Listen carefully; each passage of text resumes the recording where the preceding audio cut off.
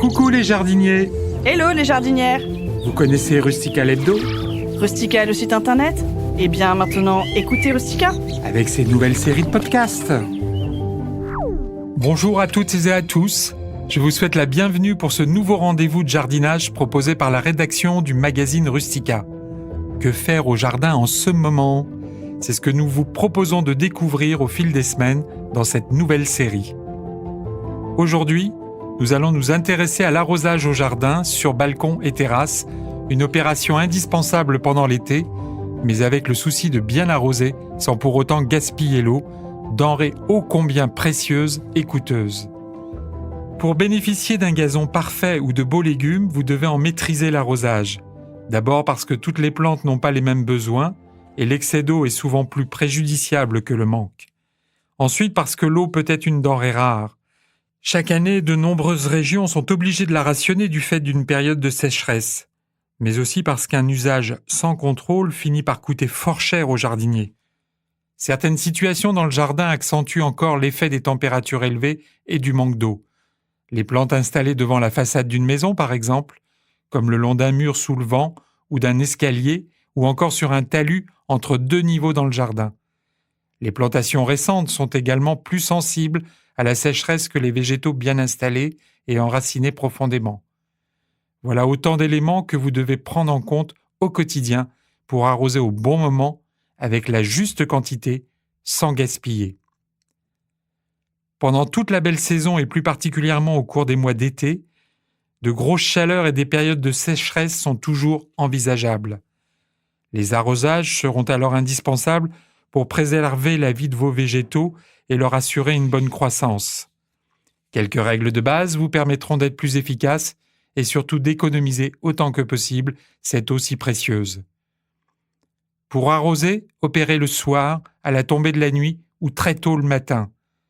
L'eau abreuvera les plantes au lieu de s'évaporer sous le soleil et les végétaux supporteront mieux la chaleur du lendemain ou de la journée. Préférez des arrosages copieux mais espacés à des apports quotidiens mais peu abondants. Dans le premier cas, vous favorisez un enracinement en profondeur, les racines allant y chercher l'eau. Dans le second, elles se contentent de l'eau en surface. Nuancez cependant ce principe pour les plantes annuelles ou les plantations récentes. De même, dans un sol léger, l'eau s'infiltre plus rapidement que dans un sol lourd. Ne cédez pas à la facilité qui consiste à brancher un asperceur. Diffusé dans l'air en fines gouttelettes, beaucoup d'eau est ainsi perdue par évaporation. De l'eau est également apportée par ce système imprécis aux endroits où elle n'est pas nécessaire. C'est encore pire s'il y a du vent et par forte chaleur. Le goutte à goutte est un système d'arrosage économique qui apporte l'eau seulement aux endroits où elle est nécessaire et assez lentement pour que les plantes aient le temps de l'absorber, car un débit trop important entraîne des ruissellements. Le goutte à goutte est le tuyau idéal pour irriguer des plantes en pot ou des plantes très espacées, jeunes arbres, fruitiers ou non. On installe des goutteurs sur un tuyau aux seuls emplacements des plantes.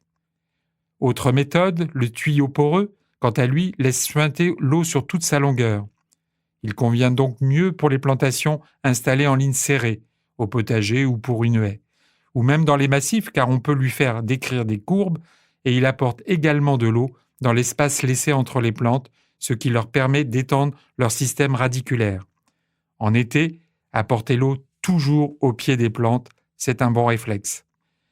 N'oubliez pas d'installer un programmateur qui est aisé à fixer sur un robinet. Il commande l'irrigation en douceur de très nombreuses plantes. C'est donc également un gain de temps, aussi précieux que l'eau en été. Ne laissez jamais la terre nue, héritée d'une ancienne tradition consistant à couvrir de paille le sol entre les plantes. La pose d'un paillis végétal permet notamment de réduire l'évaporation de l'eau du sol en été et donc de moins arroser. La paille traditionnelle se faisant rare et, de nos jours, souvent contaminée par des pesticides, la solution la plus écologique consiste à utiliser les déchets du jardin. Rebuts de tonte, à condition de les avoir préalablement mis à sécher, feuilles mortes en réserve, taille de haie passée au broyeur. Les paillis du commerce sont aujourd'hui nombreux, intéressants, mais coûteux.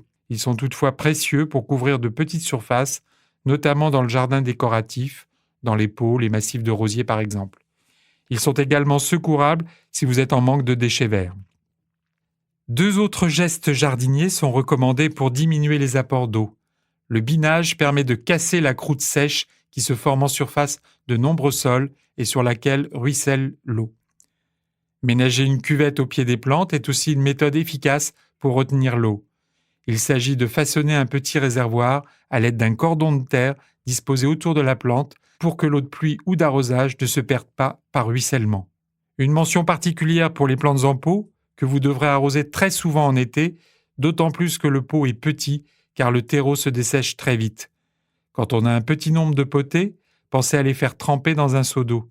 L'arrosage est plus performant et l'eau est moins gaspillée. Cette technique est même recommandée pour une potée trop longtemps oubliée avec des plantes fanées. Mais assez parlé, je vous laisse profiter de votre jardin et arroser votre coin de verdure, juste ce qu'il faut. L'eau au jardin, c'est comme le bon vin, à consommer toujours avec modération. Et n'oubliez pas de vous abonner à ce podcast pour suivre les prochains épisodes de cette série Affaires au jardin avec Rustica.